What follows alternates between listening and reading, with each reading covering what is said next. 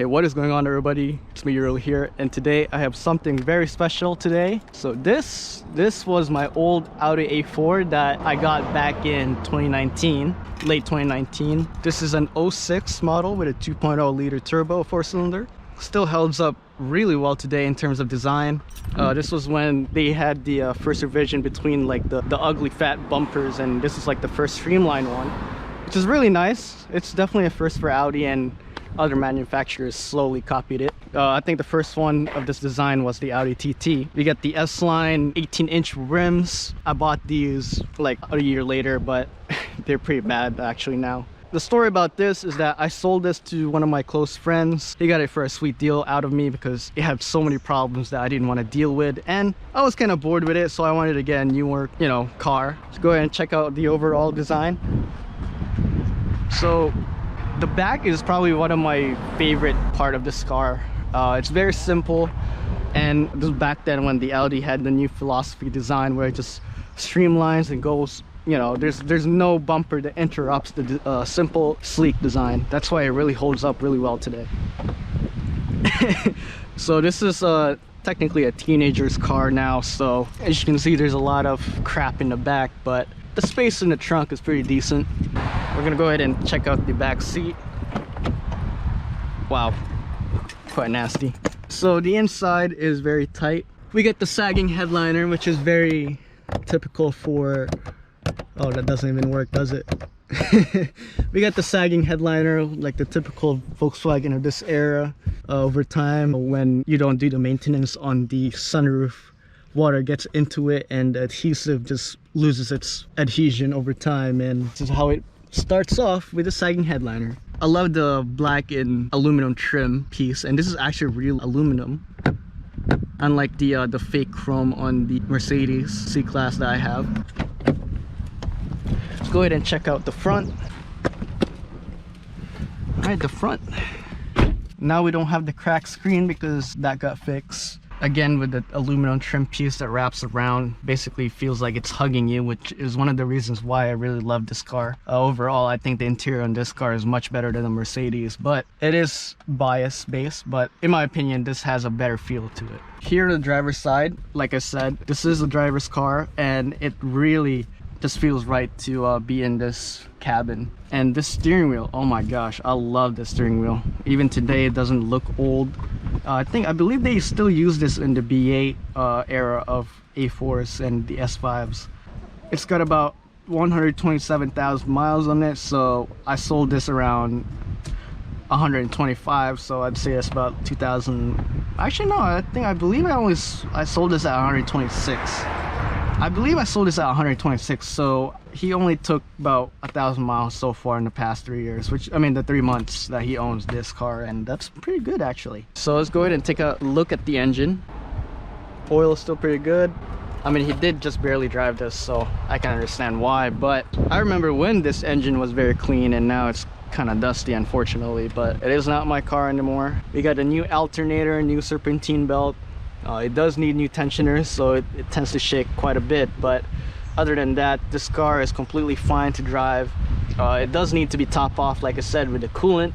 He has some kind of coolant leak somewhere, some kind of hose, but can't seem to find that one at the moment. It does need a new brake flush. Brake pads are still pretty fresh, but they do need to be maintained at some point. Overall, this Audi has never given me a headache when I owned it, so I don't know what happened.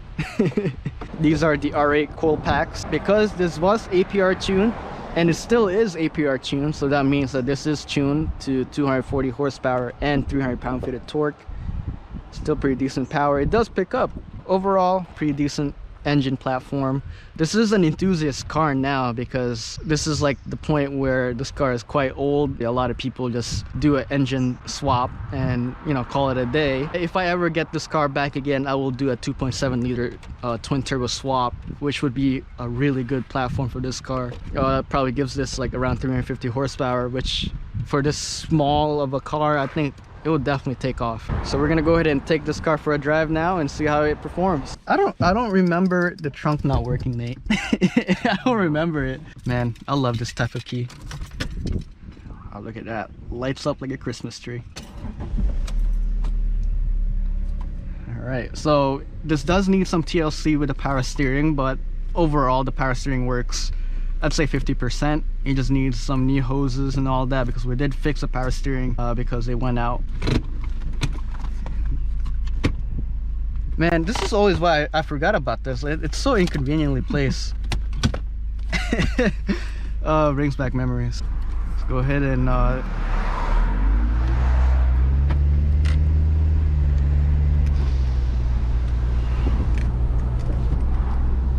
I believe the check engine light is on for an injector problem, so that means there is a decent amount of carbon buildup on this car. And it does have some few oil leaks, but they're not serious enough. It does have the oil pressure light, but that's mostly because of the sensor, not really the whole engine itself, because if that was it, this whole car would have been gone by now. I remember taking this car in this beautiful county, Maryland. This is Lock Raven, and it runs strong. I mean, you know, there's nothing wrong with it. It runs very smooth, actually. We did control arms, power steering, new serpentine belt, new battery, new windshield, so that's a lot of TLC. Got a tight turn here. This car definitely feels a lot tighter than before with the new tires and the suspension, control arms as well.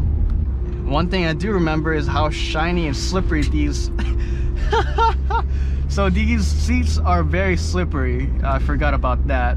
That is definitely one thing that brings back memories. I'm actually the one who caused that. I keep, you know, cleaning this car every single day back when I got it because I was very excited. So technically that was my fault, and this sunroof too, it doesn't work, but that was also my fault. You know, there's a lot of firsts for this car. Oh man, tight turn. Oh my gosh, brake fluid needs to be flushed. I can feel it.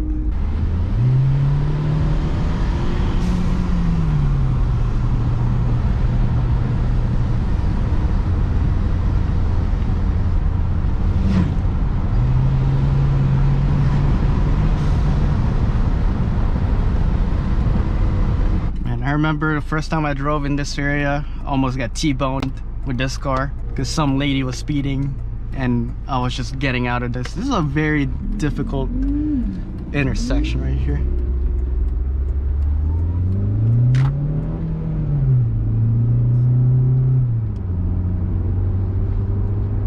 Road right here was the first time I took this during a very heavy snowfall, and this 4Runner was struggling to get up there. This Honda Civic, this minivan. Basically, I thought I wasn't gonna make it, but this car proved me wrong because of its quattro system. This road right here is can get really steep, and the fact that this car back when it was had a heavy snowfall took it like a champ. Really, the quattro system is a really good platform when it comes to all-wheel drive. This one is very steep, right? Look at that.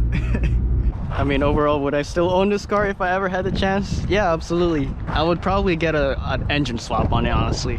With the amount of problems on the 2.0 liters coming up, it's better off just buying a new engine, swapping it, calling a sleeper, you know, maybe lower it a little bit.